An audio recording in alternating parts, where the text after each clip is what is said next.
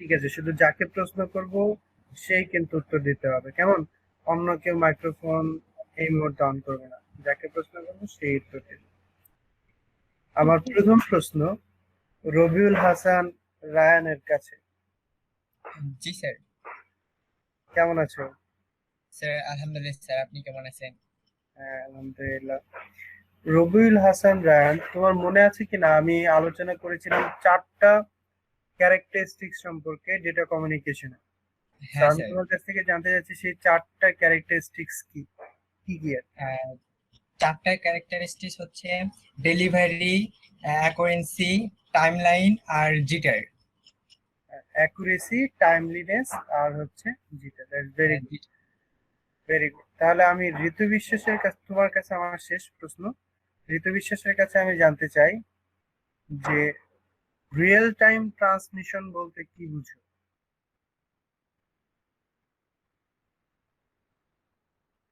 Real time transmission বলতে কি বুঝো?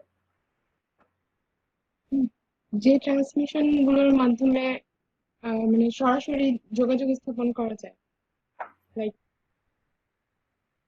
লাইক, বলো লাইক কি, যেমন?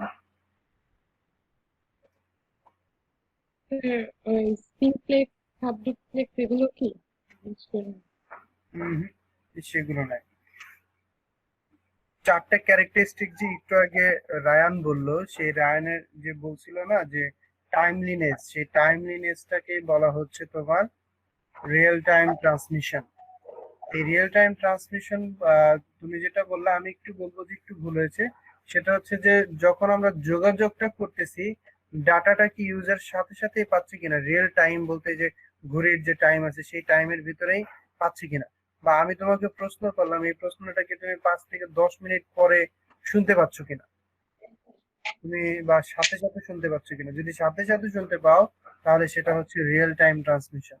আর যদি দেরিতে শুনতে পাও তাহলে, বা পরবর্তীতে ডাটা যদি পাস হয়, ট্রান্সমিট হয়, তাহলে সেটা রিয়েল টাইম ট্রান্সমিশন না। ক্লিয়ার? জি স্যার। ওকে, তাহলে হাবিব ইসলাম আমাকে বলো জিটার বলতে কি বুঝো? তো সাইফ আল মাহমুদ মজুমদারের কাছে আমার যেটা প্রশ্ন ছিল সেটা হচ্ছে জিটার বলতে কি বুঝো? স্যার জিটার হচ্ছে, স্যার অনেক সময় যে আমরা ওই যে ইউটিউবে ভিডিও দেখি বা ওই যে রেজুলেশন আপ ডাউন করে স্যার, বা স্পিড, এটা কেন হয়? ডাটার যে একটা প্যাকেট থাকে ওই বলো বলো। ভ্যারিয়েশনের কারণে। স্যার একটা মেসেজ স্যার যে টাইমে যাওয়ার কথা ছিল ওই টাইমে না গিয়ে যদি স্যার লেটে যাই, এটাই তো মনে হয় মূলত যেটার মধ্যে পড়ে। সেটা তো টাইমলিনেস এর ভিতরে পড়ে গেল। যখন ডেটাটা ট্রান্সফার হয় তখন ডেটাগুলো ফ্রেম আকারে বা প্যাকেট আকারে যায়, তাই না, সেন্ডার থেকে রিসিভারের কাছে। তো প্রত্যেকটা প্যাকেট অ্যারাইভাল এর একটা নির্দিষ্ট একটা সময় থাকে। তো ওই একটা শেষ থেকে আরেকটা প্যাকেট অ্যারাইভাল এর একটা নির্দিষ্ট একটা সময় থাকে। এখন কোন একটা প্যাকেট যখন একটু দেরি করে ফেলে, তখনই আমরা যে বাফারের সম্মুখীন হই। তো ওই সময় যে ভেরিয়েশনটা পেলাম আমি, তাহলে প্যাকেট অ্যারাইভাল টাইমের যে ভেরিয়েশনটা, সেই ভেরিয়েশনটাকে আমরা বলতেছি হচ্ছে জিটার। আমার মনে হয় সবাই এবার স্পষ্ট সবার কাছে, তাই না? স্যার আরেকবার একটু বিষয়টা ক্লিয়ার করে দিলে ভালো। বুঝি না একটু, আমি যেটা আবার বলো। স্যার আরেকবার একটু বিষয়টা যদি বলতেন তাহলে বুঝতে সুবিধা হতো। আরেকবার একটা বিষয়টা বলবো, অবশ্যই বলবো, কিন্তু এগুলো কিন্তু রিপিট টেলিকাস্ট বারবার হবে না, আজকে করতেছি, এর জন্য প্রিভিয়াস লেকচার গুলো তোমাকে দেখে আসতে হবে, পড়ে আসতে হবে। এটা হচ্ছে হলো তোমাদের অ্যাসাইনমেন্ট, প্রশ্ন করতে উত্তর দেবো, এখানে কিন্তু এক্সপ্লেন্টেশন না, মানে এটা তোমার জন্য না, এটা সবার জন্য বলে দিলাম। তো এই বিষয়গুলো আমরা গত ক্লাসে এক্সপ্লেন করেছি, তবু বলছি। ডেটা যখন ট্রান্সফার হয় তখন ডেটাগুলো ফ্রেম আকারে ট্রান্সফার হয় বা প্যাকেট আকারে ট্রান্সফার হয়। তো প্রত্যেকটা প্যাকেট যখন আমাদের রিসিভারের কাছে যায় বা আমাদের কম্পিউটারে যখন আসে, মোবাইলে যখন আসে, তখন একটা সার্টেন টাইম লিমিট পরপর আসে। এবং কোনো একটা প্যাকেট যখন কোনো কোনো সময় একটা প্যাকেট যখন একটু দেরিতে চলে আসে, তখন আমরা বাফারের সম্মুখীন হই। তাহলে এই যে যে প্যাকেট গুলো 30 মিলি সেকেন্ড বা 10 মিলি সেকেন্ড পর পর যে আমার কম্পিউটারে আসতেছে, এদের একটা যে ভেরিয়েশন আছে না, ডিস্টেন্স আছে না, এত সেকেন্ড পর পর আমার কাছে আসতেছে, এই ভেরিয়েশন টাইম পিরিয়ডটাই হচ্ছে হলো jitter. Is that okay? Sir okay, এবার আমার প্রশ্ন সুমাইয়া খাতুনের কাছে, কতগুলো কম্পোনেন্টস রয়েছে ডেটা কমিউনিকেশন? স্যার কতগুলো কম্পোনেন্টস রয়েছে ডেটা কমিউনিকেশন? 5 সেকেন্ডের ভিতরে। স্যার চারটা কি? না না না না, 4টা না, ভুল উত্তর।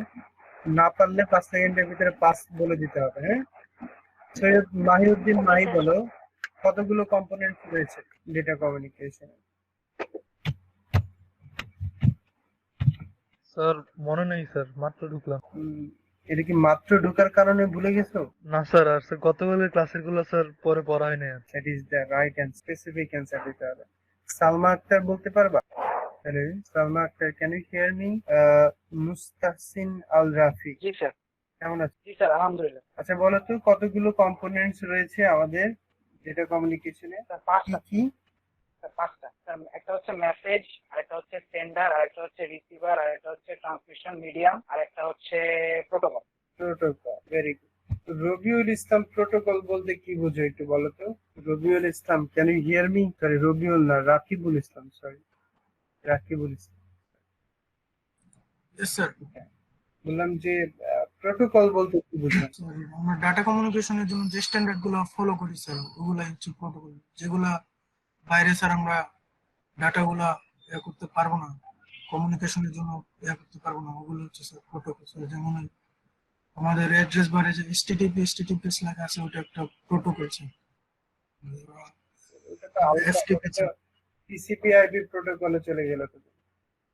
আমাদের যে কম্পোনেন্টস এর যে প্রোটোকল ছিল, ডেটা কমিউনিকেশনের কম্পোনেন্টস এর প্রোটোকল, সেই প্রোটোকল বলতে কি বোঝো? স্যার তাহলে ওটা ক্লিয়ার না স্যার।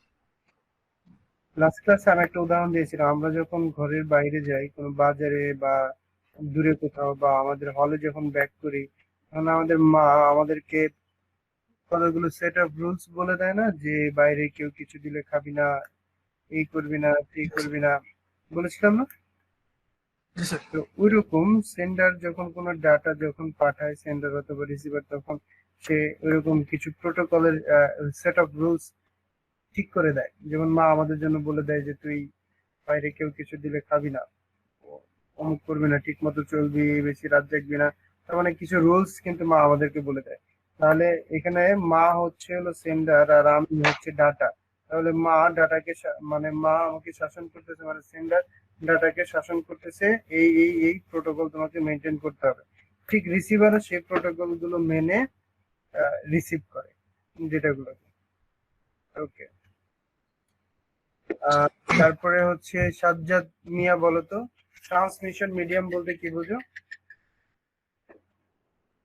স্যার এটা একটা পাথ যার মাধ্যমে মেসেজ সেন্ডার থেকে রিসিভার কাছে যায়। বুঝি নাই। স্যার এটা একটা মাধ্যম হিসেবে কাজ করে যার মানে সেন্ডার যে মেসেজটা ওই সেন্ডার থেকে রিসিভারের কাছে যায়। আচ্ছা, যেমন যেমন অপটিক্যাল ফাইবার, তারপরে radio wave. Very good, very good. তাহলে আমাকে সাইমা ইসলাম শুনতে পাচ্ছো? স্যার তুমি আমাকে বলো যে সিমপ্লেক্স বলতে কি বোঝো? সিমপ্লেক্স হচ্ছে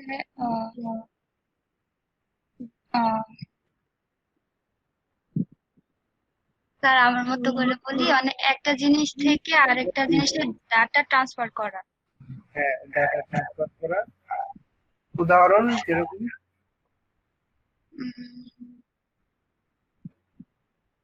যেমন আমরা কিবোর্ডে যদি কোনো কিছু টাইপ করি, সেটা আমরা মনিটরে দেখতে পাই।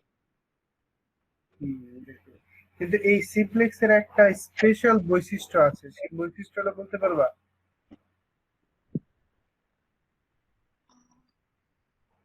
না স্যার। তুমি যখন মনিটরে টাইপ করো, ওই টাইপ গুলো লেখার অক্ষর কি তোমার সাথে কোনো কথা বলে? না।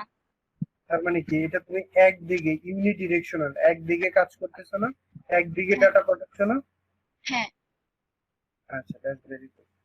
ওকে, থ্যাংক ইউ। পরবর্তী কোশ্চেন শামীম রায়হানের কাছে, ফুল ডুপ্লেক্স বলতে কি বুঝো?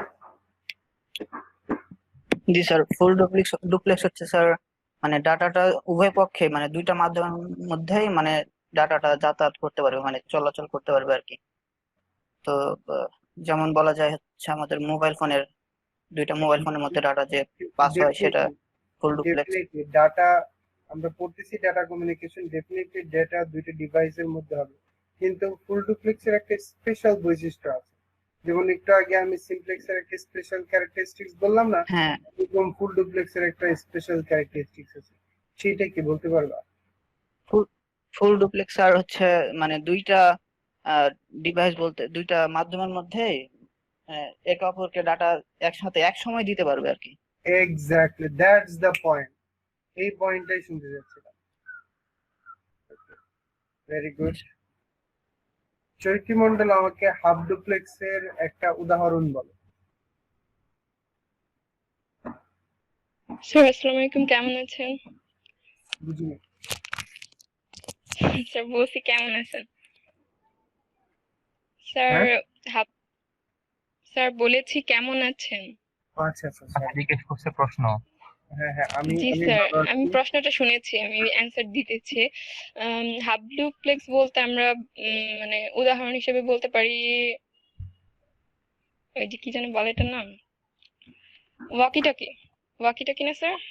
ইয়েস, হ্যাঁ ওইটা। ওয়াকি। কারণ বলো, কারণ বলো। কারণ হচ্ছে মানে ওটাতে হচ্ছে আমরা দুইজনই মানে দুইটা মাধ্যমই মানে কানেক্ট থাকতে পারবে, কিন্তু একই সাথে রিসিভ করতে পারে না। একজন সেন্ড করবে, আরেকজন রিসিভ করবে, দেন আবার আরেকজন সেন্ড করবে, আরেকজন রিসিভ করবে। একই সাথে দুইটা মানে রিসিভ করতে পারে না, একই সাথে দুইটা রিসিভ করতে পারে না ফুল ডুপ্লেক্সের মতো। এক্স্যাক্টলি, ভাইস ভার্সা হিসেবে কাজ ভাইস করে। ভার্সা হিসেবে, হ্যাঁ ভাইস ভার্সা হিসেবে কাজ করে। Very good, outstanding. Saidul Alam, thank you sir. Saidul Alam শুনতে পাচ্ছ? সাইদুল আলম, তোমার জন্য কোশ্চেন হচ্ছে, তুমি কেমন আছো?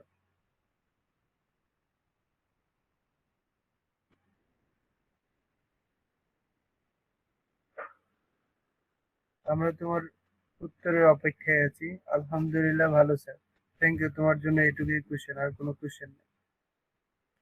সাজ্জাদ হুসাইন ভুইয়া, কেমন আছো? আসসালামু আলাইকুম। ওয়ালাইকুম আসসালাম, কেমন আছো? জি স্যার, আলহামদুলিল্লাহ ভালো। আচ্ছা, তুমি আমাকে বলতে পারবা কিনা যে আমরা নেটওয়ার্কের ক্রাইটেরিয়া সম্পর্কে পড়েছিলাম, নেটওয়ার্কের কয়টা ক্রাইটেরিয়া আছে আমাকে বলতে পারবা কিনা? স্যার মেবি 3টা স্যার। মেবি, এটা হচ্ছে হলো তোমার আমাদের ডিপার্টমেন্টে আসলে নেই, মেবি হয়তো অন্য কোনো ডিপার্টমেন্ট আছে কিনা আমি তাও জানি না। আমাদের এখানে স্পেসিফিক কথা বলা চলে, 01। 3টা। লক করে দিব?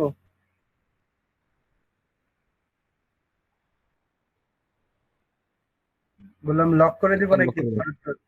তোমার উত্তরটি লক করে দিব নাকি? 3টার মধ্যে লক করে দেন। আচ্ছা, 3টাই লক করে দিলাম। তাহলে 3টায় কি কি আগে বলতে হবে? স্যার 3টা তো স্যার ওই দিনের ক্লাসটা স্যার ফুল করতে পারিনি স্যার, নেট প্রবলেমের কারণে। ভিডিও তো আছে। স্যার ভিডিওটাও দেখা হয়নি স্যার। তার মানে আমরা কিন্তু এটা বুঝতে পারতেছি যে আমাদের আমাদের আমাদের বিএলসি তে প্রোগ্রেসটা অনেক কম। ঠিক আছে, জি স্যার। প্রোগ্রেস বাড়াতে হবে। ওকে, তাহলে তারপরে প্রশ্ন করি নাই, আর কে কে আছো? হারুনুর রশিদ, হারুনুর রশিদ শুনতে পাচ্ছ? তোমার কি মাইক্রোফোনের প্রবলেম? মাইক প্রবলেম হয়েছে। ওকে, শরীফুল ইসলাম শাকিল, তুমি শুনতে পাচ্ছ? আসসালামু আলাইকুম স্যার। ওয়ালাইকুম আসসালাম, কেমন আছো শরীফুল ইসলাম শাকিল? জি স্যার ভালো, আপনি ভালো আছেন? আলহামদুলিল্লাহ। বলো তো তিনটা ক্রাইটেরিয়া হুট হুট করে বলে দাও তো। মানে স্যার ওইটা পারফরমেন্স, রিলায়েবিলিটি আর security. Yes yes yes, very good, thank you so much, thank you so much. আরেকটা প্রশ্ন করব, তাই আমাদের কোশ্চেন অ্যান্সার সেশন শেষ হয়ে যাবে। কাকে করা যায়? তুজাম্মুল হুসাইন মাসুম। কেমন আছো তুজাম্মুল? স্যার আসসালামু আলাইকুম। ওয়ালাইকুম আসসালাম। তুমি কি কয়টা পারফরমেন্সের কথা বলতে পারবা নেটওয়ার্কের? স্যার নেটওয়ার্কের পারফরম্যান্স পারবা না? না। কে বলতে পারবা বলো তো, বোনাস মার্ক পাবা। স্যার আমি পারবো। আর ওই যে নাম্বার অফ ইউজার, স্যার হচ্ছে হার্ডওয়্যার ক্যাপাবিলিটিস, ট্রানজিট টাইম, তারপর রেসপন্স টাইম, এগুলাই, ওকে, রিলায়েবিলিটি। রিলায়েবিলিটি সেটা তো হলো না। কেবিলিটি আলাদা। আলাদা আলাদা। আমি টাইপ জিজ্ঞেস of transmission medium, response time, The number of users, hardware compatibility, hardware hardware capability and capability software and software efficiency. efficiency. সবাই বোনাস পয়েন্ট পায়। আচ্ছা, সবাই যারা যারা বলছে সত্যি সবাই বোনাস পয়েন্ট পাবা। ওকে, কোনো সমস্যা নাই, ঠিক আছে। বোনাস Thank কোশ্চেনে you. ওকে, তাহলে আজকে টপিকটা শুরু করা যাক। আজকের টপিক খুব একটা বেশি কথা বলতে পারবো না আজকে আমি, গতকালকের মতো, কারণ আজকেও আমার সিচুয়েশন খুব একটা বেশি ভালো না। আজকে দোয়া করো তাড়াতাড়ি সুস্থ হয়ে যাই। তবে চেষ্টা করবো আজকে উইক 1টা যেন শেষ করে ফেলি এবং নেক্সট ক্লাসে আমরা প্রথমেই যেন কুইজটা নিয়ে নিতে পারি। চলো তাহলে শুরু করা যাক। আই হোপ তোমরা আমার ইন্টারেস্ট স্ক্রিন দেখতে পাচ্ছ। স্যার আসছে স্যার। Thank you. আমরা background, characteristics, components, data representation, data flow, network criteria, physical structure পর্যন্ত আমরা শেষ করেছিলাম, তাই না?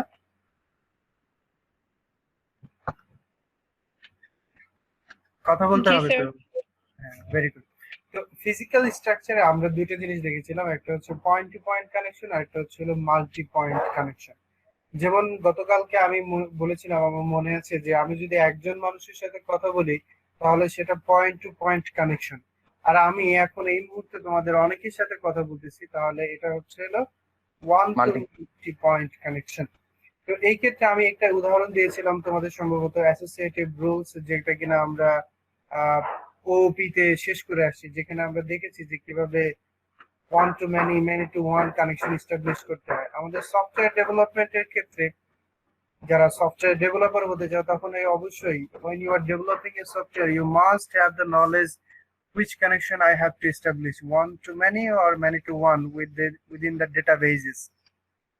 Okay, so it's very important. আমরা যে টপিকটা এখন পড়বো সেখানে ইম্পর্টেন্ট। এখানে ফিজিক্যাল টপোলজির কথা বলা আছে, লজিক্যাল টপোলজির কথা উল্লেখ করে নেই। আচ্ছা, আমি আরেকটু সময় নিই, হ্যাঁ, এক সেকেন্ড, দেখি নয়েজটা একটু কমানো যায় কিনা।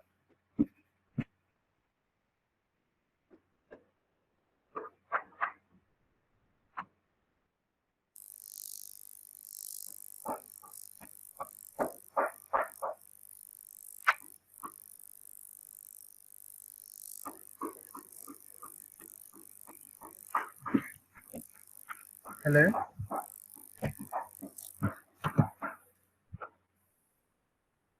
পাশের বাসায় কনস্ট্রাকশনের কাজ চলতেছে, তো এই জন্য আর কি সমস্যা। সাইদুল ইসলামের মাইক্রোফোনটা অন করা আছে, can you please turn it off? Thank you. Okay, তো এখানে টপোলজির কথা বলা আছে। টপোলজির কথা বলতে গেলে আমাকে অবশ্যই ফিজিক্যাল টপোলজির কথা বলতে হবে, লজিক্যাল টপোলজির কথা বলতে হবে। এখন লজিক্যালের কথাই যদি আমি বলা শুরু করি, তার আগে অবশ্যই আমাকে এটা সম্পর্কে জানতে হবে, যেমন যখন আমরা প্রোগ্রামিং এন্ড প্রবলেম সলভিং কোর্সটা করেছিলাম, ওই সময় আমরা কিন্তু লজিক্যালি অনেক চিন্তা করেছি যে একটা প্রবলেম সলভ করার জন্য কত ধরনের উপায়ে সলভ করা যায়, কিভাবে অপটিমাইজড করা যায়, এগুলো আমরা চিন্তা করেছি কিনা? রেসপন্স করতে হবে। হ্যাঁ, তো এই যে আমরা চিন্তা করছি, সেই চিন্তা ভাবনাটা কি আমি ফিজিক্যালি দেখতে পাই? যে আমি চিন্তাটা যে ব্রেনে করতেছি সেই চিন্তাটা কি দেখা যায় বা ছোঁয়া যায়? স্যার এই জন্য সেটাকে আমরা বলতেছি লজিক্যাল টপোলজি। আর ফিজিক্যাল টপোলজি হবে এমন একটা বিষয় যেটা কিনা তুমি দেখতে পাবা, চোখের সামনে দেখতে পাবা, সেটা হয়তো বা শুয়ে আছে, বসে আছে, দাঁড়িয়ে আছে, বিস্তৃত অবস্থায় আছে, এরকম একটা জিনিস হবে হচ্ছে হলো ফিজিক্যাল টপোলজি। এখন এই ফিজিক্যাল টপোলজিকে তারা 4টা ভাগে ভাগ করেছে, কিন্তু এদের 4টার মিশ্রণে আবার আরেকটা জিনিস যখন যখন অনেক কিছুর মিশ্রণ হয়ে যায় তখন সেটাকে হাইব্রিড বলে। তো এই 4টার মিশ্রণে আবার আরেকটা টপোলজি তৈরি হবে, সেটা হবে হাইব্রিড টপোলজি। তো প্রথমে আমি 4টা টপোলজির সাথে তোমাদেরকে পরিচয় করে দিতে চাই। Mesh, star, bus, ring. ঠিক আছে, এখানে সবগুলো টপোলজি কোনো না কোনো সেক্টরে ব্যবহৃত হয়। আমার এই ভিডিও শেষে একটা প্রশ্ন থাকবে তোমাদের জন্য, যে আমাদের ইউনিভার্সিটিতে আমি যখন এই ডেসক্রিপশন গুলো বলবো, প্রত্যেকটার ইন্ডিভিজুয়ালি আমি মেশ, স্টার, বাস, রিং প্রত্যেকটার ক্যারেক্টারিস্টিক সম্পর্কে, তাদের অ্যাডভান্টেজ ডিসঅ্যাডভান্টেজ সম্পর্কে বলবো, এবং আমার প্রশ্ন হচ্ছে তারপরে তোমরা উত্তর দিবা যে প্রশ্নটা হলো আমাদের ইউনিভার্সিটিতে কোন টপোলজি ব্যবহার করা হয়েছে। ওকে, আমি চলে যাই সরাসরি মেশ টপোলজিতে। মেশ টপোলজি হচ্ছে এমন একটা টপোলজি যেখানে সবাই সবার সাথে কানেক্টেড। যেমন এই পিকচারটা দেখলেই তোমরা বুঝতে পারবে, এখানে যে প্রত্যেকটা স্টেশন প্রত্যেকটার সাথে কানেক্টেড। এখন এখানে প্রত্যেকটা স্টেশন যদি না থাকে, আমরা যদি বলি এই প্রত্যেকটাই হচ্ছে এক একটা কম্পিউটার অথবা এক একটা ইলেকট্রনিক ডিভাইস, যারা কিনা প্রত্যেকেই প্রত্যেকের সাথে যোগাযোগ রাখতেছে। ঠিক আছে, প্রত্যেকটা ডিভাইসের সাথে। এখন এই ক্ষেত্রে মেশ টপোলজির ক্ষেত্রে সব থেকে বড় সুবিধা হচ্ছে, যখন আমি যদি বলি, তোমরা এই যে লেজার লাইটটা দেখতে পাচ্ছ না, স্টেশনের উপরে রাখা আছে, দেখতে পাচ্ছ? জি স্যার। যদি সিকোয়েন্সিয়ালি বলি, এটা হচ্ছে PC1, PC2, PC5, তাহলে আমাদের এখানে 5টা কম্পিউটার আছে যেটা কিনা পাঁচটার সাথে কানেক্টেড। এখন আমি যদি PC1 যদি PC4 কে এদিক থেকে চিন্তা করছি না, আমি 1 2 3 4, তাহলে PC1 যদি PC4 কে ডাটা পাঠাতে চায় তাহলে তাকে কিন্তু PC5 এর কোনো প্রয়োজন নেই। তার সাথে ডিরেক্টলি ওয়্যারের মাধ্যমে একটা কানেকশন এস্টাবলিশ করা আছে, সে ডিরেক্টলি তার মেসেজটা, তার ডাটাটা সে পাঠিয়ে দিতে পারে। সেক্ষেত্রে তার মেসেজটা অন্য কেউ দেখলো না, যেটা কিনা আমরা যে এখন মেসেঞ্জার গুলোতে ব্যবহার করতেছি। যেমন আমি স্পেসিফিকলি যাকে মেসেজ দিতে চাই ঠিক তার কাছেই আমার মেসেজটি পৌঁছে যায়। তো এটা হচ্ছে মেশ টপোলজির একটা অনেক বড় একটা অ্যাডভান্টেজ। এবং এই ক্ষেত্রে আরেকটা জিনিস খুব সহজে আইডেন্টিফাই করা যায় যে ফল্টটা কোথায় হলো। যেমন আমার PC1 থেকে PC4 এ ডাটা ট্রান্সমিট হচ্ছে না, তার মানে এই জন্য আমাকে প্রত্যেকটা বাকি কম্পিউটার গুলোকে চেক করার কোনো প্রয়োজন নেই। আমার ডাটা কেন ট্রান্সমিট হচ্ছে না, যদি সেটা ওয়্যারের মাধ্যমে হয় তাহলে ওয়্যারটাকে চেঞ্জ করে দেখলেই হলো, অথবা যদি সেখানে কোনো পোর্ট থাকে সেই পোর্ট গুলো আমাকে চেক করে দেখতে হবে যে পোর্টে কোনো সমস্যা হলো কিনা। তাহলে ইজিলি কিন্তু ফল্ট আমরা আইডেন্টিফাই করতে পারতেছি। তাহলে আরেকটা বিষয় অবশ্যই এটা বলতেই হবে, এটা কিন্তু একটা জিনিস খেয়াল করছো কিনা, একটু হজবরল দেখতে লাগতেছে। এখানে হয়তো 5টা কম্পিউটার বলে খুব বেশি হজবরল লাগতেছে না, কিন্তু যখন 10টা কম্পিউটার হবে তখন কানেকশন গুলো কিরকম হবে, একটা আরেকটার সাথে আড়াআড়ি আবিজাবি মানে অগুছালো একটা বিচ্ছিন্ন বিস্তৃত একটা অবস্থা পরিণত হবে।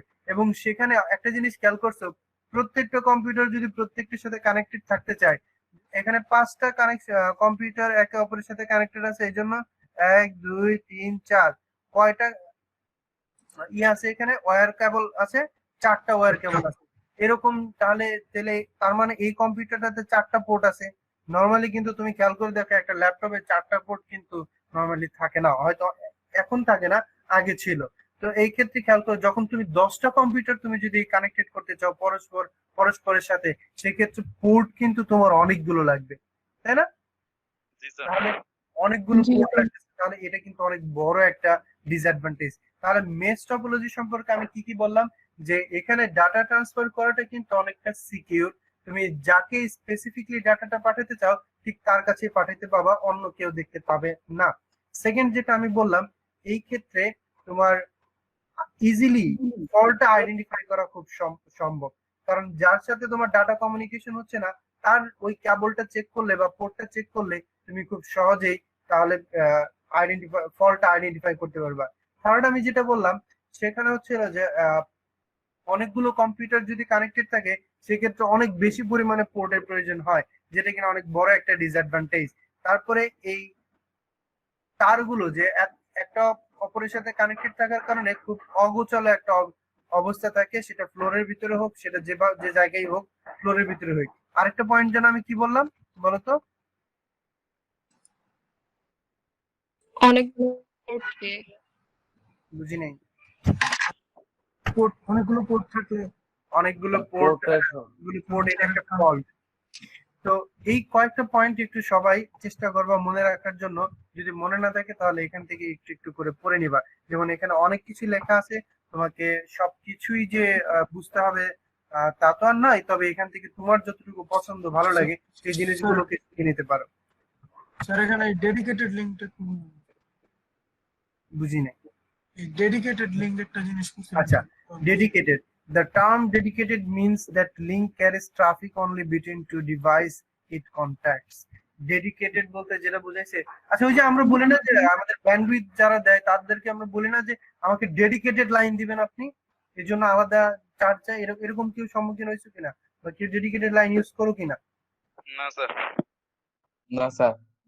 আচ্ছা, ডেডিকেটেড টার্মটা তো শুনছো যে আইএসপি প্রোভাইডাররা ডেডিকেটেড লাইন দেয় এক ধরনের, রিয়েল আইপি বলে এরকম কিছু, যে রিয়েল আইপি বলে। হ্যাঁ, রিয়েল আইপি বলে। আচ্ছা, অনেক ক্ষেত্রে তো এই ডেডিকেটেড লিঙ্কটা বলতে এরা যেটা মিন করছে, আমি যেটা অলরেডি বলে ফেলছি, যে এটা যদি আমার আইএসপি প্রোভাইডার হয়, উনি যদি আমার আইএসপি প্রোভাইডার হয়, উনি ডিরেক্টলি আমাকেই ডাটাটা দিচ্ছে একদম। আমার সাথে এখানে আর কারোর সাথে কোনো ডাটা শেয়ার হচ্ছে না, আমার সাথে ডাটাটা কোনো শেয়ার হচ্ছে না। তুমি খেয়াল করে দেখো, এখানেও কিন্তু তাই হচ্ছে। আর সে ডিরেক্টলি আমাকে যখন ডাটাটা আমাকে সেন্ড করতেছে কেবলের মাধ্যমে, তখন আমাকেই সেন্ড করতেছে। কিন্তু একটা ওয়াইফাই এর ক্ষেত্রে তুমি যদি চিন্তা করে দেখো, সেক্ষেত্রে কিন্তু একটা ওয়াইফাই থেকে অনেক মানুষ ব্যবহার করতেছে। ডেডিকেটেডলি শুধু আমি কিন্তু একমাত্র রিসিভার বা আমি কিন্তু একমাত্র ইউজার না সেই ক্ষেত্রে। I hope you are clear. জি স্যার। ওকে, তাহলে আমি আরেকটা পয়েন্ট যেটা এখানে বলতে চাচ্ছিলাম, বলেছিলাম হয়তো খেয়াল করেছো কিনা, এদের প্রত্যেকের কানেকশন কিন্তু পয়েন্ট টু পয়েন্ট। এরকম কেউ আছে যেখানে একজন হচ্ছে হলো মাতাব্বর, ওর সাথে সবাই কানেক্টেড, এরকম কেউ কি আছে? সবাই সবার সাথে সবাই কানেক্টেড না স্যার। তাহলে এই কমিউনিকেশনটাকে আমরা বলতেছি পয়েন্ট টু পয়েন্ট কমিউনিকেশন। ঠিক আছে, এটা একটু খেয়াল রাখবা। ওকে, তাহলে অ্যাডভান্টেজ এবং ডিসঅ্যাডভান্টেজ আমি বলে দিচ্ছি। যেখানে বলা আছে অনেকগুলো ইনপুট আউটপুট পিনের প্রয়োজন হয়, ইনস্টলেশনটা একটু ডিফিকাল্ট। ঠিক আছে, এই একটু পড়ে নিবা। এরপরে চলে আসি স্টার টপোলজি। বলতো এই স্টার টপোলজিটা দেখে, এই যে চিত্রটা তোমরা দেখলা, এই চিত্রটা দেখে কি মনে হচ্ছে? এটা পয়েন্ট টু পয়েন্ট কানেকশন নাকি point to multi point connection? Point to multi point to multiple sir. Point to point. Point to point. এটা point to point connection.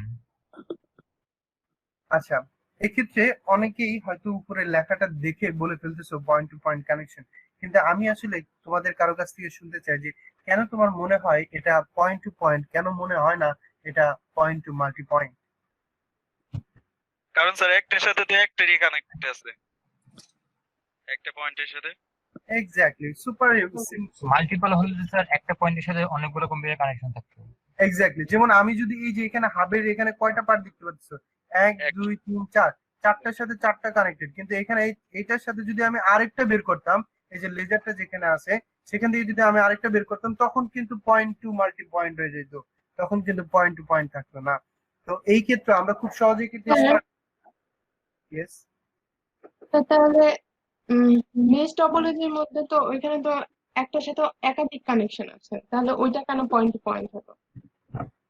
Exact, কিন্তু এখানে তো কেউ হোস্ট না, এখানে কিন্তু কেউ হোস্ট না। একটা এরকম নাই যে আমি হচ্ছিল এখানে আছি, আমি মাতাব্বর, আমি সবাইকে প্রোভাইড করছি, এরকম কি না। তুমি যখন ইন্ডিভিজুয়ালি ওর কথা চিন্তা করবা, ওর সাথে ওর যখন কানেকশনের কথা চিন্তা করবা, তখন একটা পয়েন্টের মাধ্যমে কানেক্ট হচ্ছে। আবার ওর ক্ষেত্রে যখন চিন্তা করো, তখন ওকে ওর সাথে যখন কানেক্টেড আছে, একটা সিঙ্গেল লাইনের মাধ্যমে কানেক্টেড আছে। ঠিক আছে, কেউ একজন আলাদা হোস্ট এসে এখানে কানেকশন দেয়নি। ওকে, তাহলে এই ক্ষেত্রে একটা জিনিস যদি আমি তোমাদেরকে বলি, একটা না কয়েকটা জিনিস আমি তোমাদেরকে বলি। এই ক্ষেত্রে ডাটাটা ট্রান্সমিট হয় কি হবে, এখানে আমরা দেখতে পাচ্ছি 4টা কম্পিউটার। তাহলে আমরা যদি সিকোয়েন্সিয়ালি নাম দেই পিসি 1 2 3 4, তাহলে এই পিসি 1 যদি পিসি 3 কে ডাটা পাঠাতে চায় তাহলে তারা এই সিরিয়ালি ডাটা পাঠাতে পারতেছে না, মানে এই সিকোয়েন্সে ডাটা পাঠাতে পারে না। তাদেরকে ডাটা পাঠাতে হয় প্রথমে হাবের কাছে, তারপরে হাব খুঁজে বের করে যে এই ম্যাক অ্যাড্রেস কি এটা, বা এটাই কি সেই ম্যাক অ্যাড্রেস নাকি এটা সেই ম্যাক অ্যাড্রেস। যখন ম্যাক অ্যাড্রেসটা ম্যাচ হয়ে যায় তখন তাকে ডাটাটা পাঠিয়ে দেয়। তাহলে এখানে একটা ভায়া মাধ্যম হচ্ছে কে, হাব। তাহলে প্রথমে ডাটাটা যাচ্ছে কোথায়, হাবের কাছে, তারপরে কি করে হাব হচ্ছে সেটাকে ডাটাটাকে ট্রান্সফার করে দেয়। এর কিছু অ্যাডভান্টেজও আছে, ডিসঅ্যাডভান্টেজও আছে। ডিসঅ্যাডভান্টেজের ভিতরে সব থেকে বড় ডিসঅ্যাডভান্টেজ হচ্ছে এটা অনেক বেশি কস্টলি। যেমন আমরা যাদের কাছ থেকে আসছি, যারা ব্যান্ডউইথ ইউজ করো, ব্রডব্যান্ড কানেকশন ইউজ করো, তারা কিন্তু দেখবে যে বিভিন্ন খাম্বায় তারা এই ধরনের হাব বা সুইচ লাগিয়ে থাকে। এবং এর অন্যতম একটা সমস্যা হচ্ছে যে বিদ্যুৎ চমকাইলে এই হাব গুলো নষ্ট হয়ে যায়, এবং যদি নষ্ট হয়ে যায় তাহলে শুধুমাত্র আমার মানে একজন ইউজারের না, মাল্টিপল ইউজার, মানে ওই হাবে থেকে যারা যারা কানেক্টেড থাকে তাদের সবার ব্যান্ডউইথই নষ্ট হয়ে যায় বা ব্যান্ডউইথ ট্রান্সফারটা স্টপ হয়ে যায়। এই জন্য আমরা এখন যেটা ব্যবহার করি সেটা হচ্ছে আমরা সুইচ ব্যবহার করি। আরেকটা বিষয় হচ্ছিল একটা হাবের অনেক বেশি পয়েন্ট থাকে না, তো পয়েন্ট গুলোকে বাড়ানোর জন্য এই প্রত্যেকটার সাথে আমরা চাইলে ইন্ডিভিজুয়ালি এক একটা করে সুইচ অ্যাড করতে পারি। যখন আমরা সুইচ অ্যাড করবো তখন সুইচের সাথেও আরো অনেক বেশি পোর্ট থাকবে, সেই পোর্ট গুলোর মাধ্যমে আমরা আরো বেশি ইউজার বাড়াইতে পারবো। যেটা আমরা এই যে আজকে শেয়ার্ড আইপি ব্যবহার করতেছি, আমি যে ডাটাটা ব্যবহার করতেছি এই ডাটাটা অন্য আরেকজনও ব্যবহার করতেছে, কারণ আমরা একটা সুইচের মাধ্যমে ডাটাটাকে ইউজ করতেছি, স্পেসিফিকলি না, যেটা কিনা আগেরটাই ছিল ডেডিকেটেডলি। ওকে, তারপর আমি যদি এটার কয়েকটা অ্যাডভান্টেজ সম্পর্কে তোমাদেরকে জানাই, যে easy to extend the network without disturbing the entire network. হ্যাঁ, এখন কিন্তু এখানে খেয়াল করো, আমার কিন্তু এখান থেকে যদি আরেকটা লাইন আমি সুইচ বের করি, সুইচের থেকে যদি লাইন দিতে চাই তাহলে বাকি 3জন ইউজারের কিন্তু কোনো সমস্যা হচ্ছে না, এজন্য ইজি টু এক্সটেন্ড। এবং লোকেট প্রবলেমস, কেবল ফেইলিওর, এটা এফেক্ট করে সিঙ্গেল ইউজারকে ডেফিনেটলি। কারণ আমি যদি সেন্ডার হই, আমি যখন ডাটাটা সেন্ড করতেছি হাবের পর্যন্ত যাচ্ছে না, তখন এফেক্ট শুধু আমিই হচ্ছি, বাকি 3জন কেউ এফেক্ট হচ্ছে না। তাহলে এটা যদি কিছু ডিসঅ্যাডভান্টেজ দেখি, ডিসঅ্যাডভান্টেজ হচ্ছে এটা অনেক কস্টলি, ঠিক আছে। আরেকটা বিষয় হচ্ছে যে star topology requires more wires, অনেকগুলো তার লাগে compare to ring and bus topology. মানে রিং আর বাসের থেকে আমরা যে 4টা টপোলজি দেখছি তাদের ভিতরে রিং এবং বাস টপোলজির থেকে স্টার টপোলজিতে অনেক বেশি তারের প্রয়োজন পড়ে। এটাই যেটা বললাম যে বিদ্যুৎ চমকালে যদি হাব বা সুইচ নষ্ট হয়ে যায়, এন্টায়ার সিস্টেম ডেড হয়ে যায়, কোনো একজন সিঙ্গেল ইউজারও তখন ডাটা ট্রান্সফার করতে পারে না। ওকে, এটা ছিল স্টার এবং মেশ সম্পর্কে। Let's go to bus topology. একসময় বহুল ব্যবহৃত টপোলজি ছিল হচ্ছে বাস টপোলজি, যেটা কিনা এখন অনেকাংশে কমে গেছে। এর একটা কারণ হচ্ছে, এইখানে একটা জিনিস আমি তোমাদেরকে জিজ্ঞেস করতে চাই, এটা কি পয়েন্ট টু পয়েন্ট কানেকশন নাকি point to multiple connection? Point to multiple. এর একটাই কারণ, আমি উদাহরণটা দিই। আচ্ছা, এটা পয়েন্ট টু পয়েন্ট না কেন? এখানে দেখো ডাটাটা ট্রান্সফার হচ্ছে কিন্তু এই কেবলে, তাই না? এই যে কেবলটা দেখছি, কেবলটা হচ্ছে হোস্ট, আর এই কেবলের বাচ্চা কাচ্চা হচ্ছিল যেগুলো হচ্ছিল এই কেবলের আন্ডারে বাচ্চা কাচ্চা, যেগুলোকে আমরা একটা ট্যাপের মাধ্যমে এবং ড্রপ লাইন কেবল, যে ল্যান কেবল গুলো থাকে না, সেই ল্যান কেবল গুলোর মাধ্যমে আমরা এখানে অ্যাড করেছি। তার মানে ধরতে পারো এই যে বড় তারটা আছে, এই তারটা হচ্ছে একটা হোস্ট। এর সব থেকে বড় ডিসঅ্যাডভান্টেজ হচ্ছে যে এই তারটা লিমিটেড, মানে অনেক বেশি ইউজার এখানে ব্যবহার করা যায় না। আরেকটা বড় ডিসঅ্যাডভান্টেজ হচ্ছে, আমি যখন এটা যদি 3টা কম্পিউটার আছে, পিসি 1 থেকে যখন আমি পিসি 3 তে ডাটা পাঠাচ্ছি, পিসি 1 থেকে আমি কোথায় ডাটা পাঠাচ্ছি, পিসি 3 তে ডাটা পাঠাচ্ছি, কিন্তু এর মাঝখানে যে ইউজারটা রয়েছে সেও এই ডাটাটা দেখতে পারে। আমি তাকে হাই, হ্যালো, যাই, আই লাভ বাংলাদেশ বা যাই বলি না কেন, যে মেসেজটাই পাঠাবো, কিন্তু সে রিসিভ করবে না, সে রিজেক্ট করবে। রিসিভ করবে সে পিসি 3 রিসিভ করবে, কিন্তু সে দেখতে পাবে ডেটাটা। এবং আমরা কেউই চাই না যে আমাদের ডেটা আসলে অন্য কেউ দেখুক, এটা আমার মনে হয় তোমরাও চাও না। ওকে, তাহলে অনেক বড় একটা ডিসঅ্যাডভান্টেজ লিমিটেড কানেকশন এখানে, ঠিক আছে। এই কেবলটাই যদি নষ্ট হয়ে যায় তাহলে মনে করো যে বরবাদ, সবগুলো কানেকশন নষ্ট হয়ে যাবে, ঠিক আছে। এজন্য আবার যদি মনে করো শুধুমাত্র এই পিসিটা নষ্ট, তাহলে কোনো সমস্যা নেই, কারণ ডাটা ট্রান্সফার হবেই। ডাটা পিসি, এইটা পিসি নষ্ট তো কি হয়েছে, এই পিসিতে আমি ডাটা ট্রান্সফার করতে পারতেছি। তাহলে এখানেও সুবিধাও আছে অসুবিধাও আছে। তাহলে সুবিধাগুলো কি দেখছো, যে এটা খুব সহজে বোঝা যায়, খুব সহজে এটাকে কানেকশন এস্টাবলিশ করা যায়, ঠিক আছে। খরচ অনেক কম, ঠিক আছে। কোনো হাব বা সুইচের কিছুই প্রয়োজন পড়ে না এখানে। আর বাসটা বলে যে ডিসঅ্যাডভান্টেজ, ওই যে যে তারটা, সেই তারটা বেশি বড় করতে পারবে না। এখানে ব্যাকবোন কেবল, যেটা মেইন কেবল যেটা, সেটা যদি নষ্ট হয়ে যায় পুরো ইন্টার নেটওয়ার্ক ফেল, ঠিক আছে। এবং সিকিউরিটির ক্ষেত্রে যেটা বললাম, খুবই লো সিকিউরিটি প্রোভাইড করে। ওকে, আমরা কিন্তু অনেকগুলো পয়েন্ট সম্পর্কে তাহলে মেশ স্টার বাস সম্পর্কে জানলাম। আমি চাই যে তোমরা রিং টপোলজিটাকে একজন একজন করে এক্সপ্লেইন করো, দেখি কি কি বোঝা যায় এই চিত্রটা দেখে, একজন একজন করে। স্যার এটা একটা সিঙ্গেল কেবলের মাধ্যমে সবগুলো রিসিভার একসাথে যুক্ত থাকে। সেন্ডার রিসিভার একটা কেবলের মধ্যে কানেক্টেড। একটা কিছু নষ্ট হয়ে গেলে পুরো কানেকশন নষ্ট হয়ে যাবে।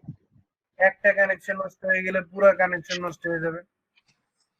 পুরো কানেকশন ডাটাটা স্যার একটা সার্কেলের মধ্যে সবাই যুক্ত থাকে। তো ডাটা সবাই দেখতে পাবে। স্যার ডাটা একজন একজন করে, দেখতে পাচ্ছি একজন একজন করে, এরা সার্কেলের মধ্যে সবাই যুক্ত থাকে। ডাটা ফ্লোটা চালু রাখার জন্য প্রত্যেকটা ল্যাপটপ প্রত্যেকটা পয়েন্ট চালু মানে ভালো থাকতে হবে, চালু থাকতে হবে। ও, অনেক সুন্দর একটা পয়েন্ট বলছো তুমি। ওকে, এখানে কোনো কম্পিউটার মানে কেন্দ্রীয় কোনো কম্পিউটার থাকে না। আচ্ছা, কেন্দ্রীয় কোনো কম্পিউটার থাকে। আমি একটু পূর্বে যে বললাম ওর পয়েন্ট একটু আমি বলি। সাপোজ এটা হচ্ছে PC1, এটা হচ্ছে PC3। ও PC1 PC3 কে ডাটা পাঠাচ্ছে, তো ও যদি চালু না থাকে না, ডাটাটা ও ও ও হচ্ছে একটা সিগন্যাল বা একটা বিটস এর মাধ্যমে ডাটাটা পাস করে দেয়, ঠিক আছে। তাহলে সেই পাসটা তো হতে পারতেছে না। এই জন্য যে ওই পয়েন্টটা বলছো অনেক সুন্দর বলছো, থ্যাংক ইউ। আচ্ছা, তারপরে এখানে ডাটার সিকিউরিটি নেই স্যার, একটা ডাটা সেন্ড করলে সবাই এটা দেখতে পাচ্ছে। একটা ডেটা সেন্স করলে সবাই দেখতে পাচ্ছে, কিন্তু রিসিভ করবে শুধুমাত্র রিসিভার, বাকিরা রিসিভ করবে না। ওকে, ডাটা সিকিউরিটির অপশনটা স্যার নাই। এটা স্লো হবে স্যার। ঠিক আছে।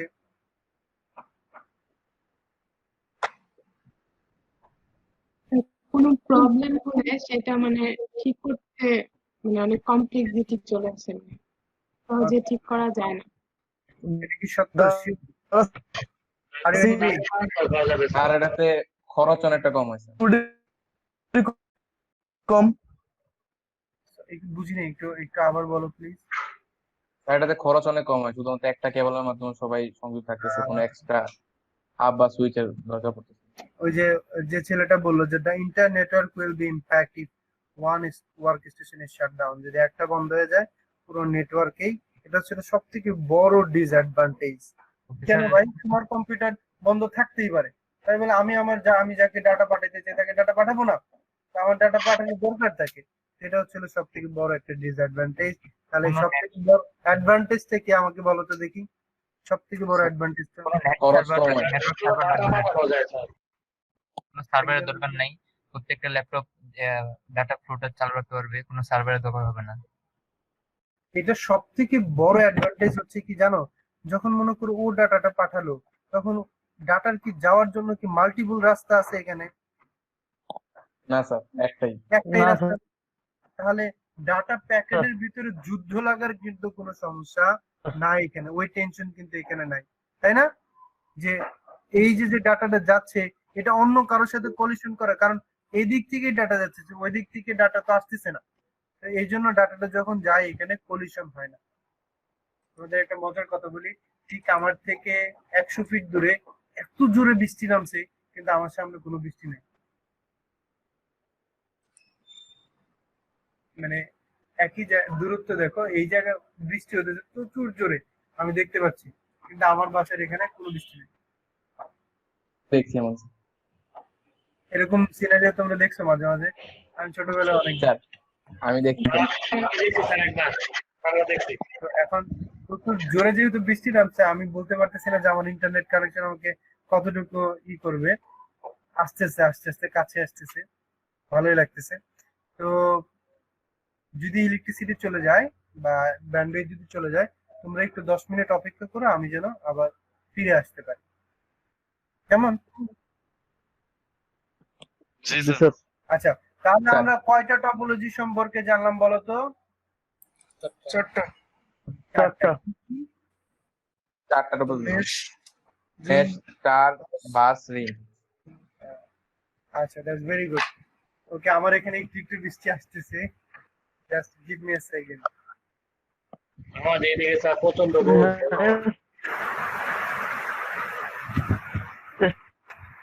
বৃষ্টির শব্দ শুনতে পাচ্ছ? জি স্যার। স্যার, জি স্যার। ওকে জি স্যার। ওকে, আমার কথাও তো শুনতে পাচ্ছ, তাই না? জি স্যার। Thank you. এই যে হচ্ছে হাইব্রিড টপোলজি, যেটা কিসের সমন্বয় আছে এখানে? এখানে আছে বাস টপোলজি আছে, এখানে তোমার স্টার টপোলজি আছে, এখানে মেশ টপোলজি আছে। কি নাই তোমার? টপোলজি নাই স্যার। রিং টপোলজিটা নাই। Ring topology. হ্যাঁ, ওকে। যে মাধ্যম স্যার আমাদের আইপিটাকে স্যার অন্য একটা আইপির সাথে কানেক্ট করতে সাহায্য করে, এটাই তো। পুরো একটা নেটওয়ার্কের কম্বিনেশন যেটার সাথে আমরা ডাটা আদান প্রদান করতে পারি।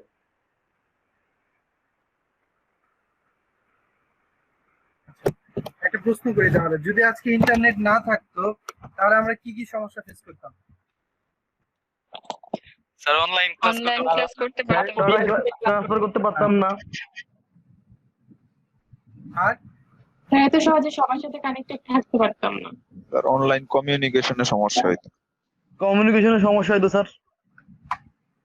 ডাটা ট্রান্সফার অনেক প্রবলেম হতো। রিসোর্স, আমরা যে রিসোর্স গুলো অ্যাক্সেস করতেছি, এগুলো পারতাম না স্যার। ক্লাউড ব্যবহার করতেছি, স্যার আমরা ডাটা স্টোর করতেছি ক্লাউডে, এসবও পারতাম না। আমাদের হার্ড, তাহলে কি হতো? আমাদের ডেটাকে, এটা যেমন আমরা ভার্চুয়ালি স্টোর করতেছি, আদারওয়াইজ কি হতো? আমাদেরকে ওই যে মেমোরি চিপের মতো আগে প্রচুর পরিমাণে মেমোরি শুধু বানাইতে হইতো, তাই না? জি স্যার। জি স্যার।